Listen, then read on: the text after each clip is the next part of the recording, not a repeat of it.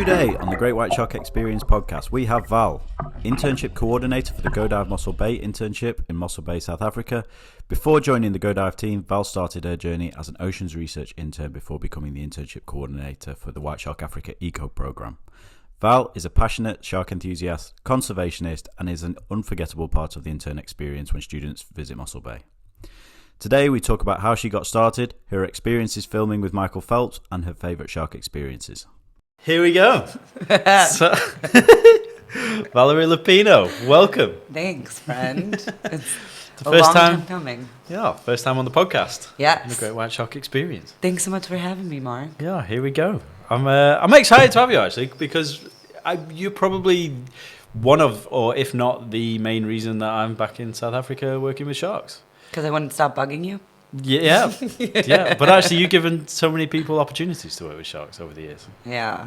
It's crazy to think back now. I was just thinking, come March, it will be 7 years that you're here. That I first came to South Africa to work with sharks. Yeah.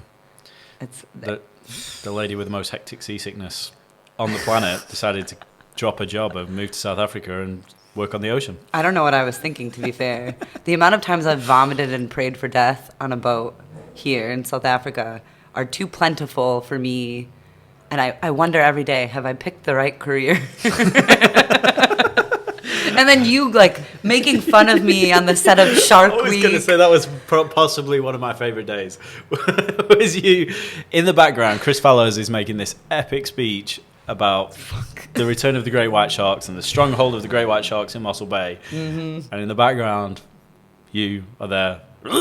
Chundering, dying. And then the funniest part is for me that you got tuned by one of the sound guys. I don't find seasickness very funny. I was like, look, if it was anybody else, I wouldn't be laughing. But, you've got to be sympathetic. But when I seen you get on the boat day after day, you say I'm the reason you've come back or came in the first place, whatever the reason is, but you make fun of me and you're so terrible to me. What is it? Yeah. Hey, you give as good as you take. Listen, I'm gonna tampon slap in, people. Yeah. I had to work that in there somewhere. Vampire tea bags. Oh. And I thought I was bloody graphic. You were worse. Yes, definitely. No, that was you definitely give us good as you take. I guess so. But yeah, no, we've had some epic adventures over the years. Yeah, we have. And some awesome. So you started and you were the intern coordinator for White Shark Africa. Yes, I took over from Elton. I begged him. So I was an Oceans Research Intern in 2016 for 2 months. Yeah. And they had no positions available, and I did not want to leave. I was like, no, F this. I knew when I quit my job to come here I wanted to make my life here. And so it was just one of those. I forgot where I was going with that. What did you say? Make it work. Yeah. Yeah, make it work situation. And then I begged Elton. We had this communal area, Dabaka Longboard Roadhouse. Were you ever a part of that? Kim, Elton's dad, used to own the restaurant in Dabaka. I heard about it. I never went there. We used to have these game nights where interns would all come together from all different parts of the marine programs here in Mossel Bay and areas outside of Mossel Bay, and we all used to get together and do pub quiz, shark fact nights, those kinds of things, and it's just a way for, I guess, everybody on the same page to interact. Yeah. And that's how I met Elton, and I begged him. I was like, please, dude, I'll work for free. I don't want to go home. I don't want to leave this world that I've just found. I don't want to leave the sharks. They changed my life, and I begged him, and he called Christo and Craig, and they're like, I guess none of them thought I was serious because he's like, yeah, as I'm stepping on the plane to leave South Africa, he sends me a message saying, Christo and Craig says, come back whenever, blah, blah, blah. A month later, I returned, and I think he forgot about me. But that's it. Tale as old as time. And then he got the promotion to be the skipper on the White Shark Africa boat. And then I really took the program over until COVID. And then it became GoDive. Yes, and then Elton started GoDive just prior to COVID. Do you remember it was Emily who helped with JP and Oakley? He was going with GoDive, but the internship only started then. Yes. Yeah, because he used to run it from his little bachelor pad up on the hill there. Exactly, yeah. And I'm just so proud of him that he was able to keep it going during COVID. Through COVID as well. Yeah, he did bloody well. And ecotourism got killed. He grew it. He killed it. everything got killed, and he managed to grow his business during COVID, which I know. was mental. What a flippin' legend. Yeah. But I think actually most people, especially in and around Mossel Bay, like Christo and Craig and Elton, between them, have like, I think most people, yeah, I definitely wouldn't be here without them. No, So, yeah, no, they so many legends in our field. Yeah, especially Craig as well. He's Yeah, been they tied don't back to owe their careers to them, but they owe their first possibility or their first chance to do Just what that they're chance. doing now. Yeah. Like, what do you have? Andy Casagrande, Chris Fallows. Chris was Fallows, nearly- the legendary white shark photographer. They were all Alison Craig's. Town, I think, started with. Did she start with? I don't think Craig? she started with Craig, but I think No. she did. I don't know. I actually don't know Ellie's background that well. I know she definitely worked with Craig at some point. Yes. Back in the day. Yes, yeah, when so- he had White Shark Projects and Hans Yeah, by. those some big names. Big names. Yeah, and like Gibbs will Yeah. say over and over, like, Yeah. he would have never gotten to have half the opportunity he had if it weren't for Christo and Craig. Yeah. So it's just really nice to be amongst these like living legends and one of the first people ever to help protect white sharks in Yeah. South Africa. In 1991. Yeah. And here we are. Yeah, 94. Oh, 94. Yeah, but no, 91. You're right. I think it's 91. Nelson Mandela was 90. Nelson Mandela was 94. I'm getting some Oh, dates that's mixed classic, up. yeah. Yeah, but to go from, I found his story very inspiring because to go from a shark fisherman to a shark advocate, Yeah. conservationist, researcher. He was, I think his dad was one of the biggest shark fishermen in South Africa at the time, wasn't Yeah, he? and I then- think they're the first people who ever did genetic samples on white sharks. Possibly, yeah. Yeah. I don't know, I'll have to check that. But yeah, it is a hell of a lineage. like, Yeah, Going back in South a Africa. long line. Starting in Hansby and now in Mossel Bay. And yeah, Hansby sharks disappeared and then Mossel Bay became the White kind shark of hotspot. hotspot. And yeah, we've had the Shark Week cruise come through. Yeah. I don't think anybody else can say they've thrown up on a Shark Week shoot. No.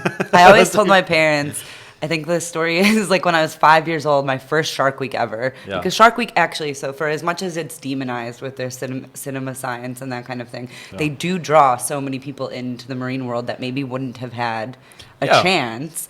And I can remember bits and pieces of this story, but my parents always tell this story. I came down in my fins and mask and snorkel. I turned off all the lights and I shushed them because I was so transfixed by the shark on the screen. Yeah. And from that moment, every Shark Week, it would be a thing where I would put my snorkel and mask yeah. onto my fins. Even up to like teenage years, I would sit there like in my thing watching the sharks, addicted. Well, that's it, isn't it? And like a lot of people give like Shark Week a lot of grief just because like it doesn't always cover like a good amount of science. So sometimes it is for entertainment and those kind of things. But like they understand their audience, and their audience is huge, and they get so many people interested in sharks that then probably go on to do more of the sciencey stuff. And like it would be nice to see more of the sciencey stuff, but at the same time, like if people like beans on toast, you give them beans on toast. You don't give them, try and give them caviar. Like you say, when something works. If something works, double They down stick on to it. it. So And they they know have. their audience and they know what they're doing. So Yeah. they've And- done a bloody good job building a brand. But yeah, it's not. I always resist trying to like commentate on those things because they know who they are and they know what they're doing. Exactly. And it's not like they don't have executive producers, obviously Yeah. mapping at what people watch and what they don't watch. Yeah. But I would sit there as a little kid and be like, my biggest dream is to be on Shark Week. Week. And now I've puked on a Shark Week, so I've done it. Which is your favorite one? It's got to be them. Is it? I think it's the Michael Phelps Phelps, shoot, yeah. just because so many funny things happened. Go on. Oh, you know it's I coming. don't Dude, you do know what's going to come. I wasn't this on that story. shoot, so you're gonna have to tell me that. There's so many things that happen on that shoot. But first, let me say Michael Phelps is the nicest guy. Yeah. And his wife, I think Nicole is her name. Yeah. Also, wonderful, wonderful family. Not at all what you would have pictured. The dude is so tall. I felt like a midget. So I shouldn't maybe say that, but you know. I mean, you are. A small person. Borderland. Yeah, and there's just so many things happen. I think Craig fell in on that shoot. Yeah. He fell in the water a day after tuning Elton because an intern fell in the water because of high winds and big swell. So poor Leah, the day before, falls into the water off the back of the first strike yeah. white shark cage diving boat. And then he tunes Elton, who wasn't even on the boat that day, and yells at him and says, "What are you guys doing? Blah, blah, blah." And we're like, okay, just, he might be in a bad mood. Take it. He gets on the boat the next day, and he's telling me I'm not chumming hard enough. And there's no wind. There's no swell. So the chum, is just creating that pool around the boat where it's not doing anything. It's a big blob. It's just a big blob. Yeah. And he started taking over everybody's jobs because I think he was antsy. Big film crew, 2 boats. I think earlier that day, one boat sort of smashed up against First Strike and made a little bit of a dent. So there was some pressure there with Michael Phelps on the boat. We were obviously trying to drown him at Seal Island. Sorry for that. And then he takes over the ropes from a crew member, and I can't remember who had the ropes at the time. And he pushed in the cage, and he went in with it. And I never thought I could laugh so hard, but I had to turn around because all the sound guys, the producers, everybody was staring at me. I was trying to keep it together in the best professional face that I could. But Elton then starts laughing out loud, pointing his finger, and his head goes back. And I'm like, well, there goes professionalism. I could just see Elton as well. No, he did. He pointed, tilted his head back, and cackled. And it was like maybe one of the highlights of my career. I think those moments, they're the ones that need to go on Shark Week. I know. And they should do like a Shark Week bloopers. And then the other thing that happened is we had Swallow, which is now Oceans Research boat called Triton. Yeah. And I'm on Swallow. And the film crew, Michael Phelps, and all the talent are on First Strike because it's bigger and that's where they do all the shooting. Yeah. And Phelps said something to me like, "Come swim over here." And I was like, "Why don't you come swim to us? I'm not the one that gets paid to swim." And then he said something else, and I called him a fucking pussy. You call Michael Phelps a pussy on Shark Week? I mean, I'm still so mortified. Just that filter gone. Oh my God. I think it was just like, not today. yeah. And oh God, I never thought I would say that one out loud on a platform that's probably. I bet he remembers you. I There was don't this know. one girl. I don't know who it was, She told but me I'm a she called me a pussy. Yeah. I think it's also like Shark Week filming days are long as well. Yeah. So you're out there at 4:30, 5 o'clock in the morning. Yeah. You're soaking wet with the dew because it's typically winter, Yeah. which is breaching season, the best shark action. Yeah. And you go all day. You get a little delirious by the end. You do. And And by the end especially of the week, mid-session. Yeah. And once you've done like 7 to 10 days in a row, you don't care anymore. A brandy and Coke never hit so nice. I'll tell you that right now. Nope.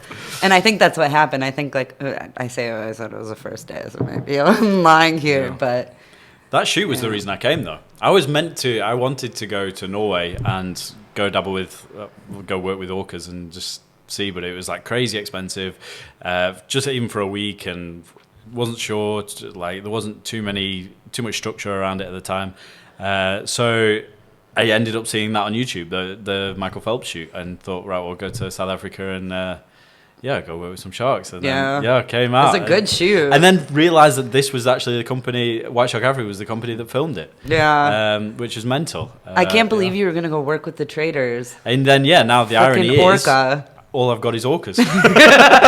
How's it feel, White Shark Ocean? Sat on there every day looking for white sharks now, and bloody orcas keep rocking up. So. Pulling up anchor, dragging us all in different directions to get a shot of orca. Yes, we got them though in the end. Port and starboard, followed them around the bay. I'm grateful I wasn't on the boat that day. Yeah. The day prior, Mark tried to kill me. He says I'm being dramatic, but I think he did. Oh, was this was when The we went to swelly Hudson kelp Boss? day. There's kelp floating around because of the big storm the day before, and the swell's hitting us wrong. But Mark is too busy looking for So flippin'. dramatic. I'm not. He's too busy looking around for orca. That's what you were doing. And you weren't focusing on all the seaweed kelp The big disaster getting stuck and the big did go waves. through the motors at one point, which was a bit hectic. Yeah. But did we die though? We didn't die. That's his phrase. Did we die? When in doubt. When did we die, I though? break you as an intern to lose you of all empathy? First day. Day one. What did I do wrong? What did I do wrong? But no, we've had some interesting moments.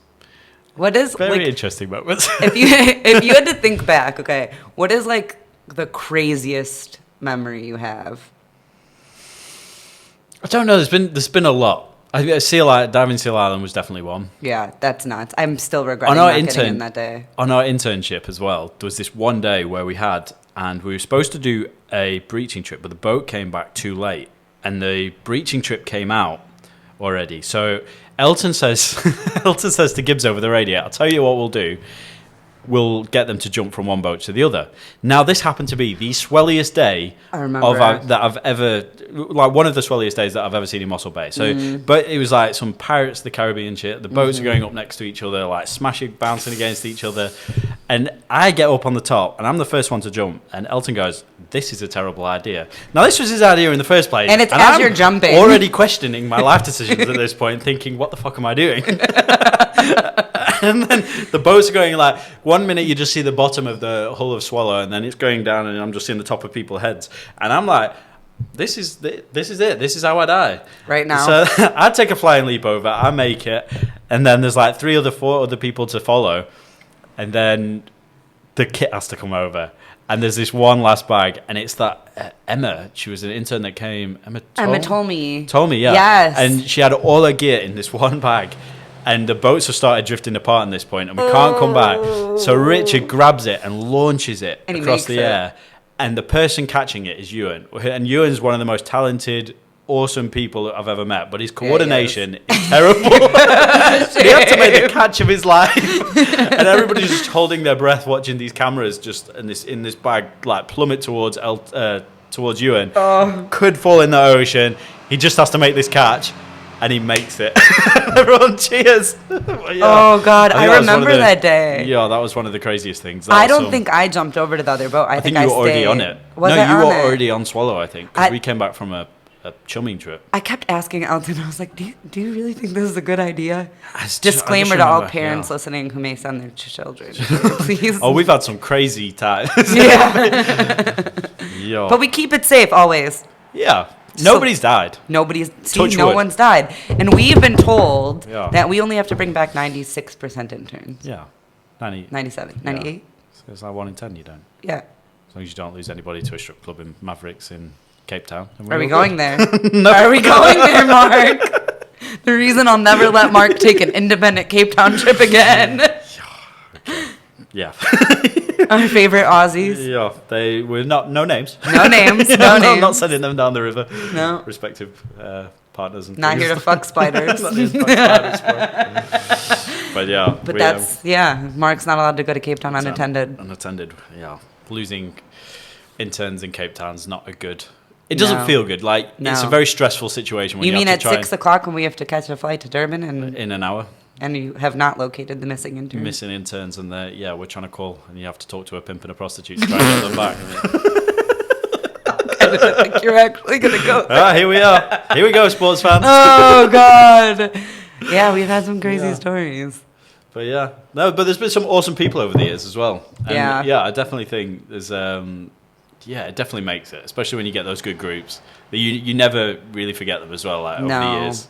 No, I actually, my heart still is, sore for saying goodbye to the ones that I can remember every single intern. Every single intern I've ever had come through those doors.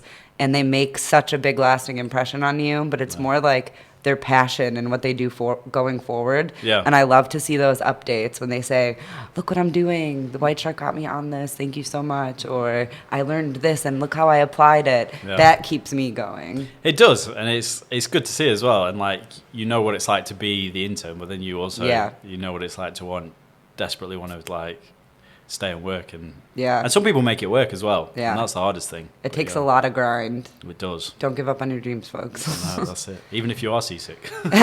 Exactly. Take me as a perfect example.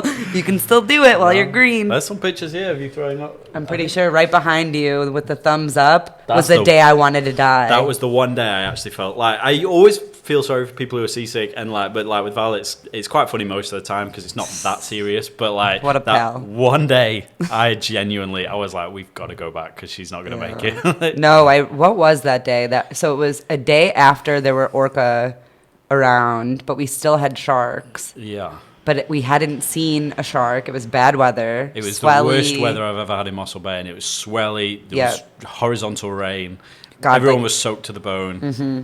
and we'd spent 3 hours chumming at that island, and then they decided to go try Clainbrack. Yes. So we went to Clainbrack, and it was even more swelly there. That's where those pictures are, Clainbrack. These ones are actually at the island. Are they? Yeah, just before we moved. God, I didn't even make it to Clainbrack without dying. So then we got to Clainbrack, and the boat's going up and down. We spend probably another hour and a half, 2 hours chumming, and then a shark turns up, and we get just the fin of a dorsal fin. And Val, I just see Val's face, just so ready to go back. Yeah, and once you see a shark, you have to stay. Once you see a shark and there's clients on the boat, you have to stay, and you have to try and get them in the cage with that shark. And true to form, showed up. 30 seconds later, disappeared. Never came back. And we spent probably another 40 minutes to an hour chumming trying to get that shark back, but it just didn't come back. No, and I was laying inside in the cabin. There's the toilet you can go down to, or the other side where we keep all of our crew stuff.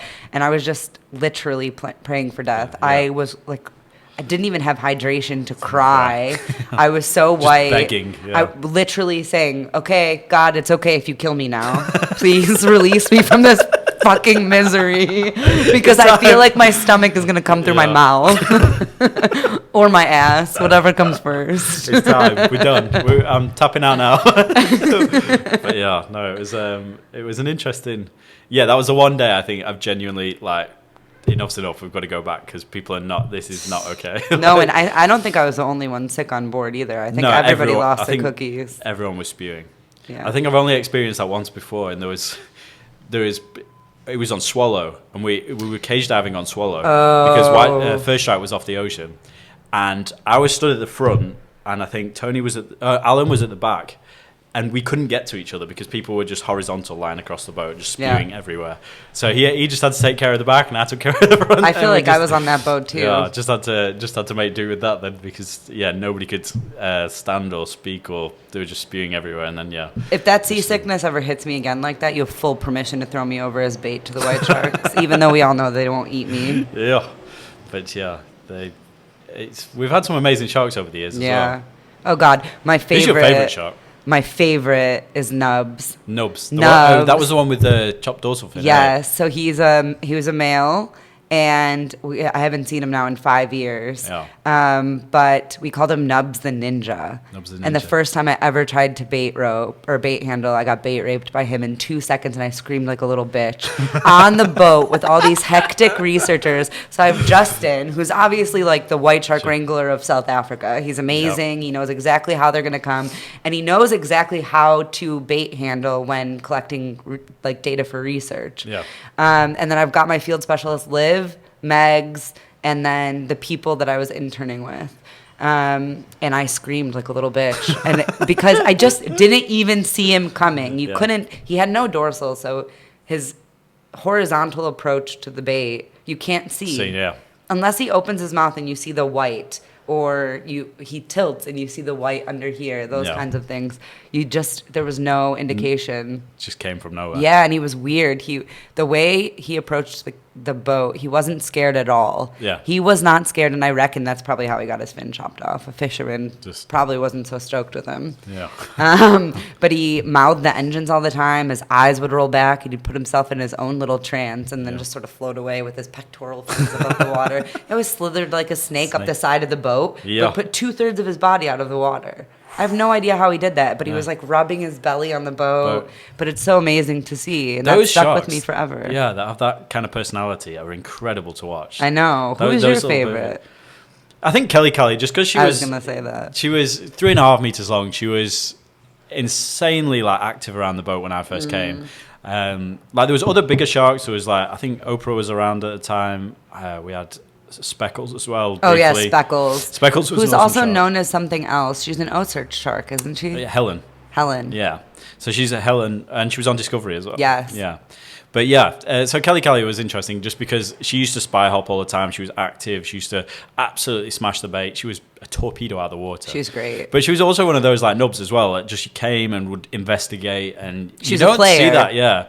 When they get to that 3.5 meter mark and they're bold and they know their size and they're super confident and they want to come and check everything, you see some behavior that's so cognitive. Like you can see them thinking, and it's super interesting to watch because that's what keeps you hooked, though. Yeah, they're fascinating. You want to know what's going on in their mind because you can see the intelligence working. And yeah, definitely. They're trying to like figure out what things are and what they can get away with and what they can do.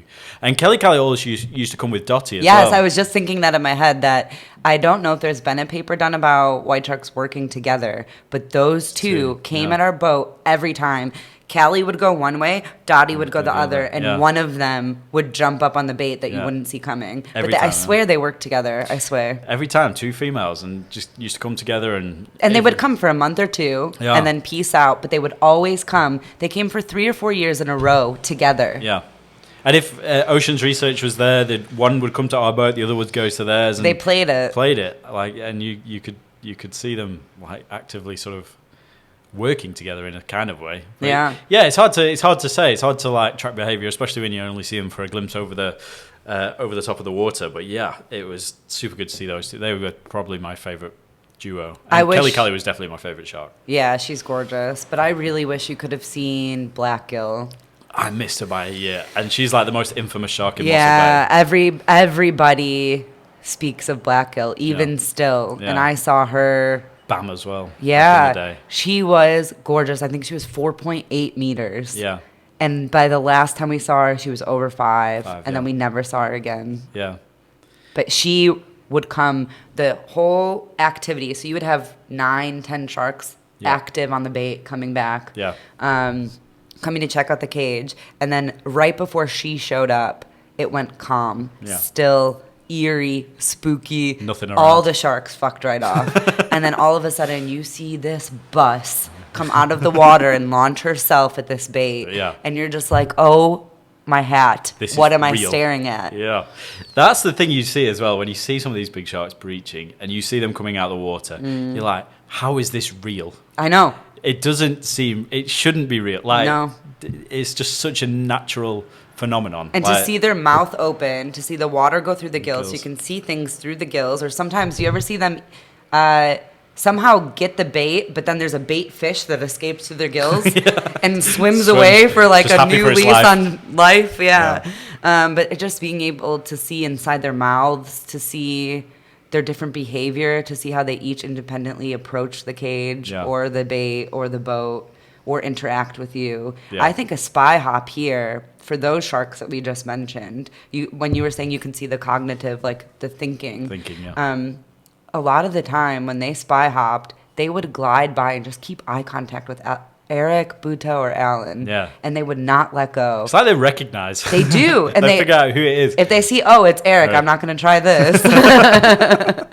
He knows me. But they look at you, and it's hard to think that when you get that experience that you can think of them as anything else but amazing. Yeah. I know there's so much flack in the press and like in papers and stuff calling them monsters and like eating machines, and then you have those negative shark encounters where unfortunately people lose their lives. Yeah. But if you see them, you can't deny they're just an animal, and they're a magnificent animal at that. Yeah, I think Gibbs said once, he said his hope was to hope that people see them in the same way they see lions and tigers and things like that. And I thought that was quite powerful because, like, even though sharks have that fear associated with them, which lions probably don't, because they're on land, they're not coming from under the surface.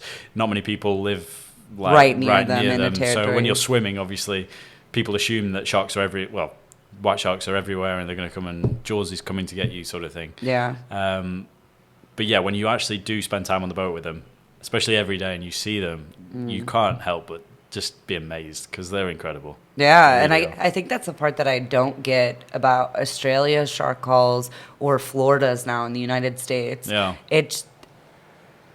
They're just animals, and that's their environment.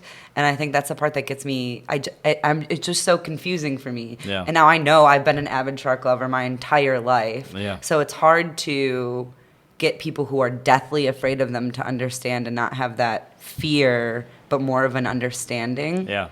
You can have a respectful fear, sure, it's the ocean, as you should.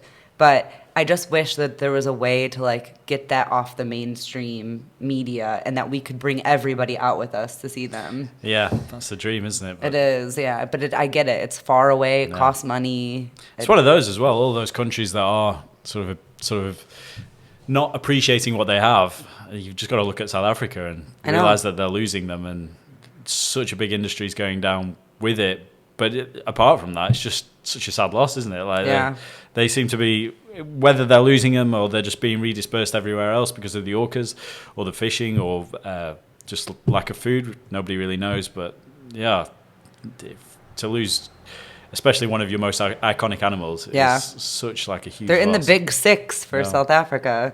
And you know what kills me even more is both the United States and Australia are first world leaders.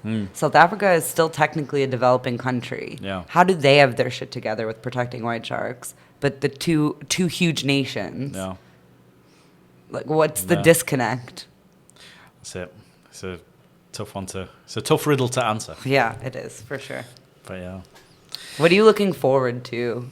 Now you've done the program. You've seen all the things I don't want to say all the things you could see because nature always something new. surprises We've you. just seen that. We just chased port and starboard around the bay, and I've never in a million years thought I'd get the opportunity to do that. That was one You of got the your most Norwegian dream come true. Dream come true, yeah. We're gonna But ship not in him the right way. We're shipping you there, and we're just gonna send you off. Not in the way I wanted. The two orcas that I didn't want to see happened to be the ones that I've managed to actually spend the most time with. I know. Yeah. Our shark killers. Our shark killers. Hannibal and Lecter.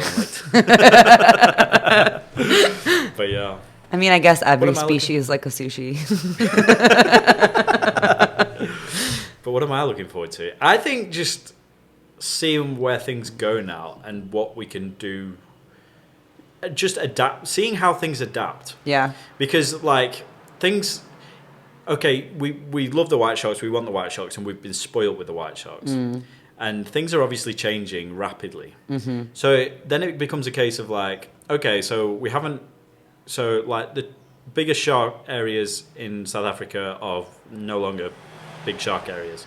So let's see how things are changing, or what's going on, and how things are going to adapt. Because like it's great to say like, okay, we want to protect them, we want to do this. Those threats are not going away. Climate change isn't going away. Port and starboard aren't going away. Overfishing isn't going away as much as we want it to. So it's interesting to see how things are going to adapt now. And they have to adapt because otherwise they're just going to disappear. Yeah. And that could happen. Yeah. And as much as you want to say, like, be desperate that things could change, the reality is that things probably aren't going to change fast enough.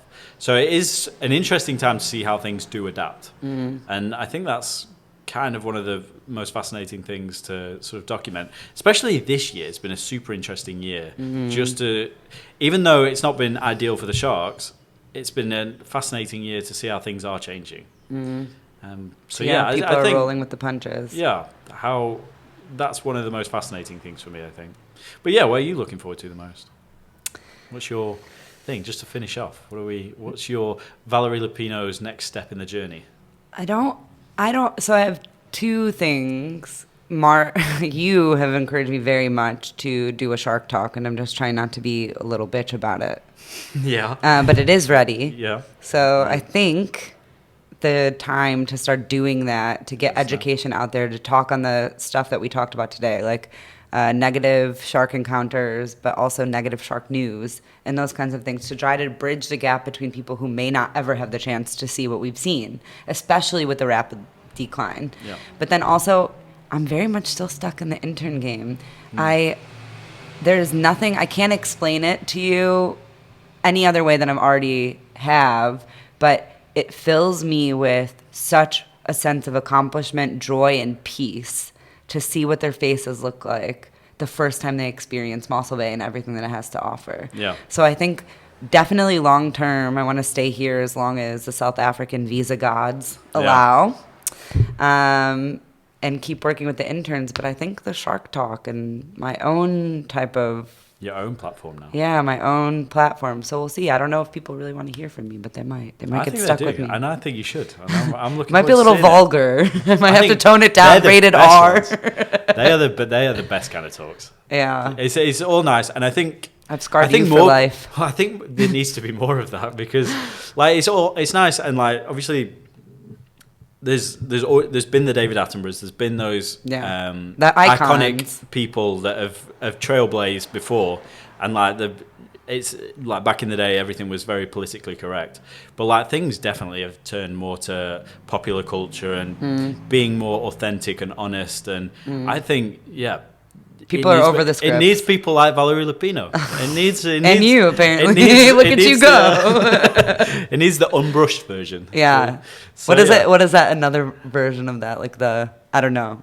Less pretty version, less scripted version. I don't know. The raw version. I'm coming for you. It's coming. Yeah. So no, I think you definitely need to get on that, and I'm looking forward to seeing where that goes. But, thanks, man. Thanks for having me. No, it's been good. It's been fun. Yeah. And, cheers I look forward to the next time. Cheers to the first podcast.